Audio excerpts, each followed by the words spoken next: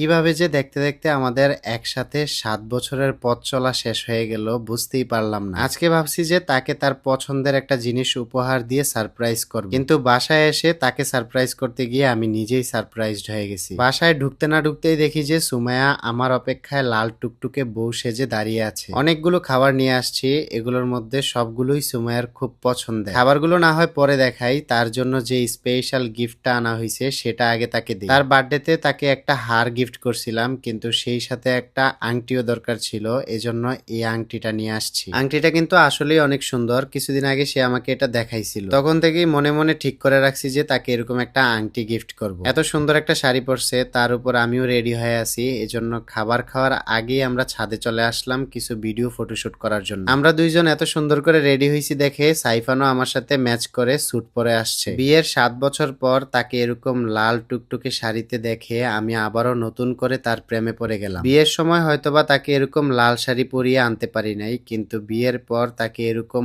অনেকবারই আমি লাল শাড়ি এবং বধূ সাজে দেখতে পারছি। সে যেমনই হোক না কেন, আমার চোখে সে সবসময়ই সুন্দর এবং আমার চোখে সে সবসময়ই সেরা থাকবে। আমার ওয়াইফের প্রশংসা করা দেখে এর আগের ভিডিওতে অনেকেই কমেন্ট করছিল যে আমার মতো নাকি আর কারো ওয়াইফ নেই, আমি নাকি সারাক্ষণ আমার ওয়াইফকে সেরা বলি। কে কেমন সেটা আমার দেখার দরকার নেই, আমার ওয়াইফ আমার কাছে সবসময় সেরা এবং আজীবন সেরকমই থাকবে। আকাশটা হুট করেই মেঘলা হয়ে যায়, তাই দেরি না করে তাড়াতাড়ি করে রুমে চলে আসে। এখানে যতগুলো খাবারই দেখতেছেন, এই খাবারগুলো কিন্তু কোনো হোটেল বা রেস্টুরেন্টের নয়, এগুলো সম্পূর্ণ হোমমেড খাবার যেগুলো আমি অর্ডার করে আনছি। এই খাবারগুলো আমি আনছি ডিকে মেহেরুনস কিচেন ফেসবুক পেজ থেকে। আপুর পেজ থেকে আমি এই ফার্স্ট টাইমই খাবার অর্ডার করছি, এন্ড কেমন হয় সেটা নিয়েই আমি চিন্তায় ছিলাম। তবে এত যে মজা হবে এটা আসলে আমি একদমই ভাবিনি। আমি ভাবছিলাম হয়তোবা নরমালি খাবার যেমন হয় সেরকমই হবে, কিন্তু এই খাবারগুলো একটু বেশিই মজা। এখানে ছিল chicken momo, chicken chilli momos, chicken chow mein এবং মিট বক্স। সবগুলো খাবারই মোটামুটি কম বেশি সবারই পছন্দের, আর সুমাইয়ার বিশেষ করে পছন্দ